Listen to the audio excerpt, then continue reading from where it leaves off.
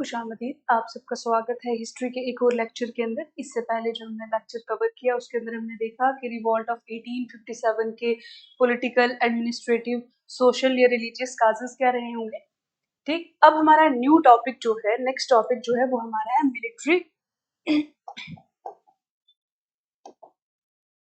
Military causes. क्या military causes रहे होंगे जिसकी वजह से रिवॉल्ट ऑफ 1857 होता है। पहला पॉइंट आता है setback in the first Afghan war 1839-1842 के बीच में जो फर्स्ट अफगान वार होती है, इसके अंदर क्या होता है, British army suffered serious defeats during the first Afghan war. Anglo Afghan war जो है वो चल रही होती है जिसके अंदर ब्रिटिश आर्मी जो है बहुत ज्यादा हार जाती है, उसके रिसोर्सेज डिप्लीट हो जाते हैं, उसकी मनी, मैन पावर, जितनी भी पावर उसकी जो थी वो क्या हो जाती है, डिप्लीट हो जाती है। और पहली वॉर के अंदर उसको जो है क्या होता है, डिफीट मिलती है, हार देखने को मिलती है। Although they manage to recover at the end, लेकिन ये क्या बोलता है, उन्होंने लास्ट में जो है वो जीत लिया, ठीक, मैनेज कर लिया आपने इस डिफीट को। लेकिन जो अर्ली डिफीट्स थी उनकी, जो पहली बार पहले पहले वो हारे थे इनिशियल फेज के अंदर, उसकी वजह से ब्रिटिश की आर्मी की ये इमेज जो है वो लोगों के सामने आ चुकी थी कि ब्रिटिशर्स को भी हम हरा सकते हैं। ब्रिटिशर्स की जो वीकनेसेस है वो भी जो है वो सामने आ चुकी थी। This gave Indians hope that British could be defeated in India too. अब जब बाहर देखा इंडियंस ने कि ब्रिटिशर्स को हराया जा सकता है, फिर इस चीज ने इंडियंस को इस चीज की उम्मीद दी कि ब्रिटिशर्स जो हैं उनको इंडिया में भी हराया जा सकता है। सेकेंड पॉइंट हमारे पास आता है transfer of military officers to civilian jobs. Many experienced British military officers were transferred from active military services to civil administration. अब क्या होता है कि ब्रिटिशर्स ने एक चीज और इंट्रोड्यूस की कि जितने भी एक्सपीरियंस्ड मिलिट्री ऑफिसर्स हैं उनको ट्रांसफर कर दिया, कहां से, मिलिट्री सर्विसेज से सिविलियन एडमिनिस्ट्रेशन की तरफ। यानी जो मिलिट्री के अंदर अब सर्व कर रहे थे ऑफिसर्स, उनको दे दिया काम सिविल एडमिनिस्ट्रेशन संभालने का। इसकी वजह से भी जो आर्मी का मोरल है, उसका कॉन्फिडेंस जो है वो लो हो जाता है, ठीक। This weakened the discipline and efficiency of the British Army, especially in the Bengal division. अब बंगाल डिवीजन के अंदर इसी की वजह से जो ट्रांसफर किया जाता है मिलिट्री सर्विसेज से सिविल एडमिनिस्ट्रेशन की तरफ ब्रिटिश मिलिट्री ऑफिसर्स को, इसकी वजह से क्या होता है कि जो बंगाल डिवीजन के अंदर जो ब्रिटिश आर्मी है उसका डिसिप्लिन और एफिशिएंसी बहुत ज्यादा इफेक्ट होता है, ठीक। Indian sipahis notice the decline in command and morale which encouraged defiance. अब क्या होता है कि इंडियन सिपाहीज ये चीज नोटिस करते हैं कि जब जो बड़े बड़े मिलिट्री ऑफिसर्स थे उनको यहाँ से ट्रांसफर कर दिया, उन्होंने मिलिट्री जो डिपार्टमेंट है वो छोड़कर सिविल एडमिनिस्ट्रेशन की तरफ वो चले गए, तो अब उनके पास कोई स्ट्रॉन्ग कमांड है ही नहीं। तो इस चीज की वजह से भी इंडियन की जो सिपाहीज हैं वो इनकरेज होते हैं। फिर हमारे पास आता है promotions were by seniority alone, and many old officers who had lost vigor commanded the troops. General Godwin commanded the troops during the second Burmese war at the age of 70. अब क्या होता था कि ब्रिटिश आर्मी के अंदर उन्होंने एक चीज ये इंट्रोड्यूस की थी कि जो प्रमोशंस होंगी वो किसके हिसाब से होंगी, कि जो ज्यादा सीनियर है, ठीक, वही जो है ट्रूप्स को कमांड करेगा। अब क्या होता है कि उनको भी प्रमोशन मिलती जाती थी, उन ऑफिसर्स को जो बूढ़े हो चुके होते थे, वो ट्रूप्स को कमांड करते थे। जैसे हमारे पास एक एग्जांपल है, जनरल गॉडविन ने कमांड किया था ट्रूप्स को बर्मीज वॉर के अंदर। सेकंड बर्मीज वॉर जब हुई थी उसके अंदर ट्रूप्स को कमांड किया था जब उसकी उम्र जो है कितनी थी, 70 साल। अब 70 साल का जो आदमी है वो मिलिट्री के अंदर इतनी सही तरीके से ट्रूप्स को जो है वो नहीं चला सकता, ठीक, ये भी चीज इफेक्ट कर रही थी। उसको हराना जो है बहुत ज्यादा आसान होता है, ठीक। फिर उसके बाद नेक्स्ट पॉइंट हमारे पास है low salaries and bad treatment of sipahis. अब इंडियंस को बहुत गंदे तरीके से ट्रीट किया जा रहा था, जिस तरीके से हमने पहले पढ़ा कि इंग्लिश के बीच में एक स्पिरिट ऑफ रेशलिज्म था, ठीक।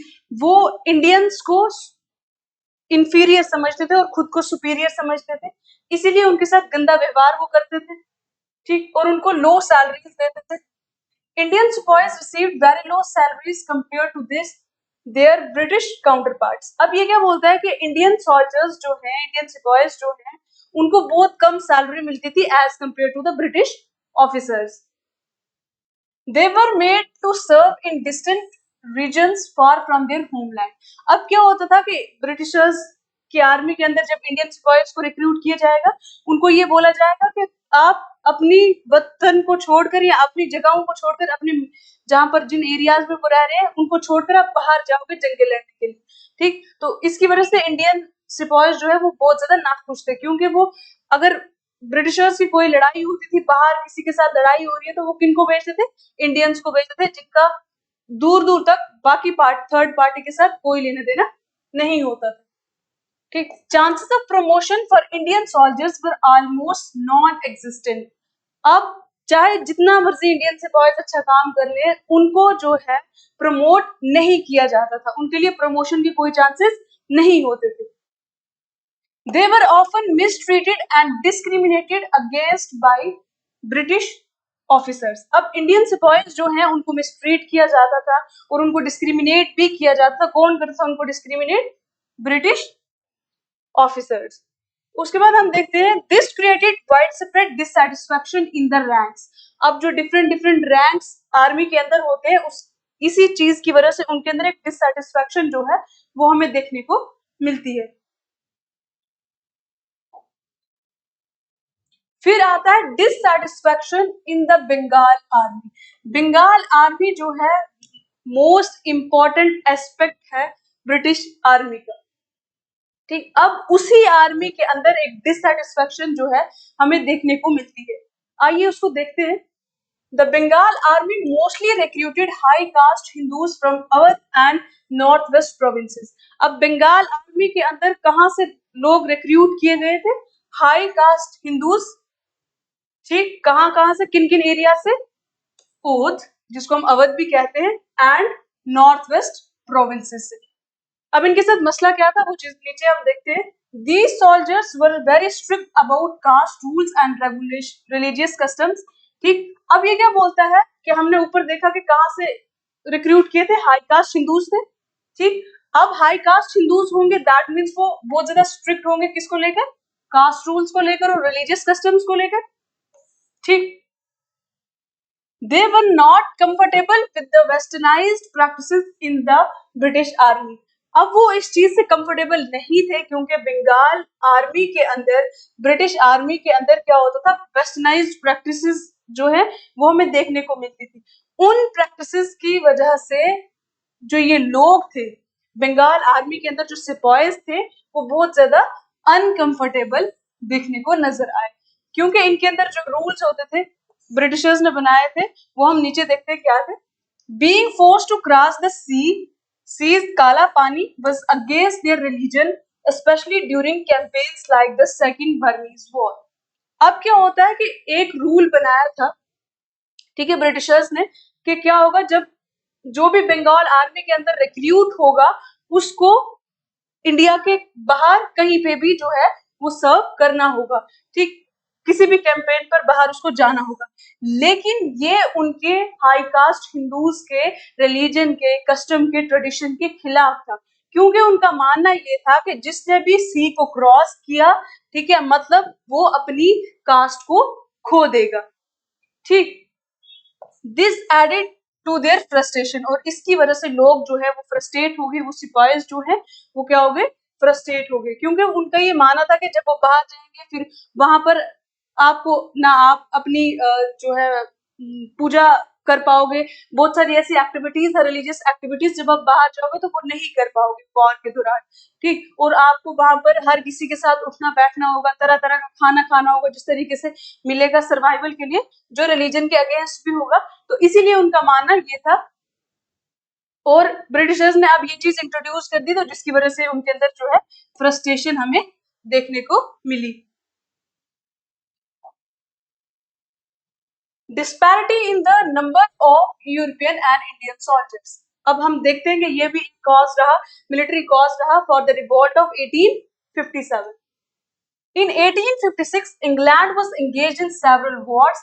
Crimean Persian, so British troops were withdrawn from India. अब क्या बोलता है कि 1856 के दौरान इंग्लैंड बहुत सारी और जगहों पर और वॉर्स के अंदर बैक टू बैक इन्वॉल्व था। ठीक, जैसे हमने देखा क्रिमियन वॉर्स हो गई, पर्शियन वॉर्स हो गई, अफगानिस्तान वॉर्स वगैरह हो गई। अब जगह जगह जब लड़ाइयां लड़नी है तो ट्रूप्स उनको बहुत ज्यादा चाहिए। उन्होंने क्या किया, ब्रिटिशर्स ने अपने ट्रूप्स इंडिया से विथड्रॉ किए और जगह जगह भेज दिए। As a result, the proportion of Indian sepoys increased while European soldiers became fewer. अब इसकी वजह से क्या होता है कि इंडिया के अंदर, आर्मी के अंदर क्या होता है, जो इंडियन सिपॉइज की तादाद है वो बढ़ जाती है और यूरोपियंस की कम हो जाती है। इसकी अगर हम रेशो देखें तो 1 यूरोपियन और 5 हिंदुस्तानी सोल्जर्स, ऐसे इसकी एक जो है वो रेशो बनती है। अब जब एक आर्मी के अंदर ज्यादा इंडियंस है, यूरोपियंस बहुत कम है, तो इसकी वजह से ये बूस्ट करता है कॉन्फिडेंस सिपॉइज का और उनको करेज देता है, उनको हिम्मत देता है कि वो उठे, ठीक है, और क्या करे, एक रिवॉल्ट करे, अपने हक के लिए लड़े। फिर आता है इम्प्रॉपर डिस्ट्रीब्यूशन ऑफ ट्रूप्स। ये भी एक काज रहा, देखते हैं कैसे। British troops were not station strategically. अब ब्रिटिशर्स ने अपने ट्रूप्स को स्ट्रेटेजिकली स्टेशन नहीं किया था, जगह जगह पर मतलब प्रॉपर तरीके से नहीं रखा था। जो एरियाज उनको इम्पोर्टेंट लगते थे वहां पर उन्होंने अपने ट्रूप्स रखे थे, जो इनको इम्पोर्टेंट नहीं लगता था वहां उन्होंने अपने ट्रूप्स नहीं रखे थे। इसी चीज का फायदा जो है वो हिंदुस्तानियों ने उठाया, ठीक है। अब देखते हैं कैसे। की locations like Delhi, Kanpur, Allahabad had very few British soldiers. अब ये क्या बोलते हैं, की लोकेशंस जैसे कि हो गया हमारे पास दिल्ली, कानपुर, इलाहाबाद, यहाँ पर ब्रिटिश सोल्जर्स की तादाद जो है वो बहुत कम थी। Except for 1 British regiment at Dinapur. सिर्फ दीनापुर के अंदर एक ब्रिटिश रेजिमेंट थी, बाकी ये जो सिटीज है इनके अंदर कोई भी ब्रिटिश ट्रूप्स हमें देखने को नहीं मिला। There was no major garrisons between Allahabad and Calcutta, और कलकत्ता और इलाहाबाद के बीच में भी हमें कोई ऐसा गैरिसन जो है वो देखने को नहीं मिला, ऐसे ट्रूप्स देखने को नहीं मिले। This made it easier for Indian sepoys to take control of important cities and it motivated them to rebel. अब इस चीज ने, ये उनके लिए एक बेस तैयार हो गया कि उनके जो स्ट्रेटेजिकली जो सिटीज हैं, ठीक, वहां पर आपको आर्मी कोई देखने को मिल ही नहीं रही है। तो अब इंडियंस ने क्या किया, ये उनके लिए बहुत ज्यादा आसान हो गया, इंडियन सोल्जर्स के लिए, सिपॉइज के लिए, इन इम्पोर्टेंट सिटीज का, ये जो दिल्ली, कानपुर और इलाहाबाद है, इनका कंट्रोल लेना। और इस चीज ने उनको मोटिवेट किया कि वो रिबेल करें, ठीक, बगावत में हिस्सा लें। नेक्स्ट हमारे पास most important thing military caste के अंदर आती है जनरल सर्विस एनलिस्टमेंट एक्ट 1856। ये एक मेजर कास्ट बनता है, passed by Lord Canning. Lord Canning ने इस लॉ को, एक्ट को जो है वो पास किया।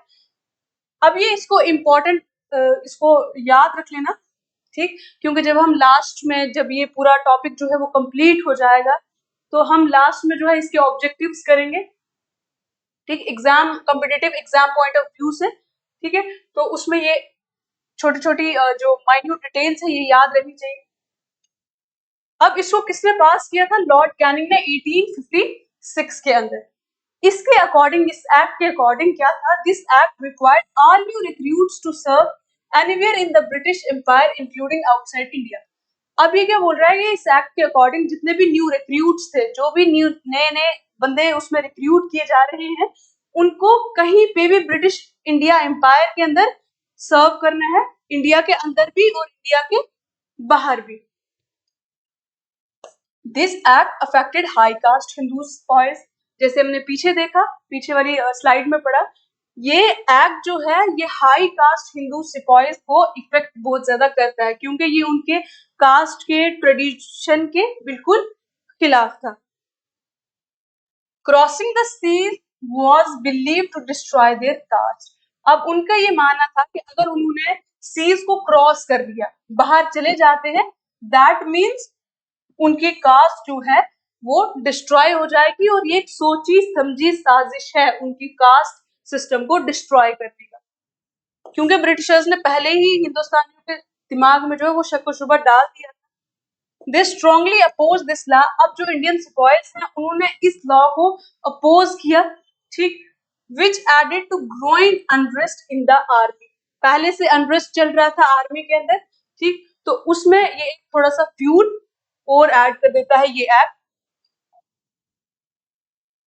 इमीडिएट काज जो है वो क्या होता है, अब हम देखते हैं कि पहले कोई भी अगर इवेंट हो रहा है तो उसका एक बेस तैयार होता है, अलग अलग काजेस रिस्पॉन्सिबल रहते हैं, लेकिन क्या चीज ऐसा होता है, क्या ऐसा इवेंट होता है जिसकी वजह से चिंगारी जो है वो लग जाती है, आग भड़क जाती है और फोर फ्रंट पे हमें देखने को मिलती है, वो हम देखते हैं एनफील्ड राइफल कार्ट्रिज इंसिडेंट, इसको कहते हैं।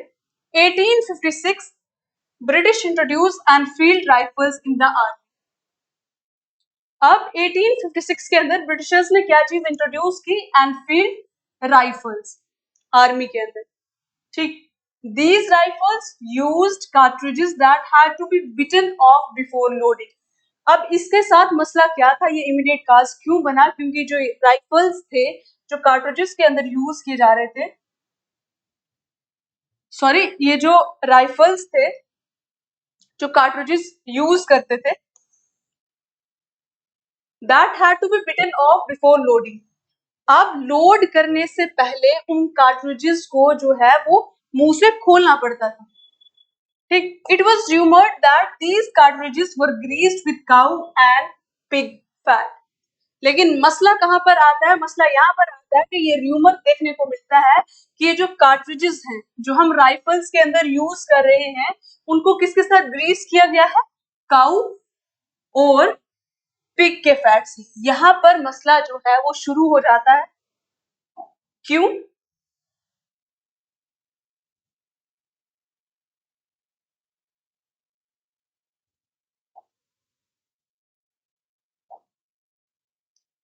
ठीक।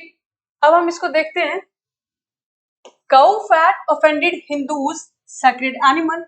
अब जो काउ का फैट यूज किया जा रहा है उसकी वजह से हिंदूज जो है वो बहुत ज्यादा अफेंड हो जाते हैं, क्योंकि हिंदुइज्म के अंदर काउ को जो है वो बहुत सेक्रेड एनिमल माना जाता है, ठीक। और पिग फैट ऑफेंडेड मुस्लिम। अब जो पिग का फैट यूज कर रहे हैं वो मुस्लिम्स को अफेंड कर रहे हैं, क्योंकि इस्लाम के अंदर ये जानवर जो है वो हराम है, ठीक।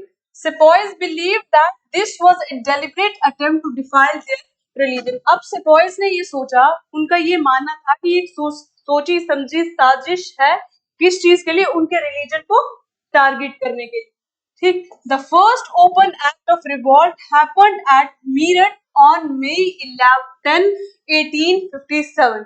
अब ये चीज क्या बोलता है कि जो पहला एक्ट ऑफ रिवॉल्ट हमें देखने को मिलता है वो कहाँ देखने को मिलता है, मीरठ के अंदर, कितनी तारीख को, 10 मई 1857 के अंदर, जहां पर सिपाही इस चीज से मना कर देते हैं कि वो ये कार्ट्रिजेस यूज नहीं करेंगे और वो एक बगावत जो है वो शुरू करते हैं। तो उम्मीद है आपको ये समझ आया होगा, ये इसके कुछ मिलिट्री काजेस थे। नेक्स्ट सेक्शन में हम करेंगे कि इसका स्प्रेड या इसके मेन इवेंट्स कहाँ कहाँ किन किन सेंटर्स के अंदर जो है ये फैली, ठीक। तो मिलते हैं नेक्स्ट वीडियो के अंदर, टिल देन बाय बाय, अल्लाह हाफिज, अपना ख्याल रखिएगा।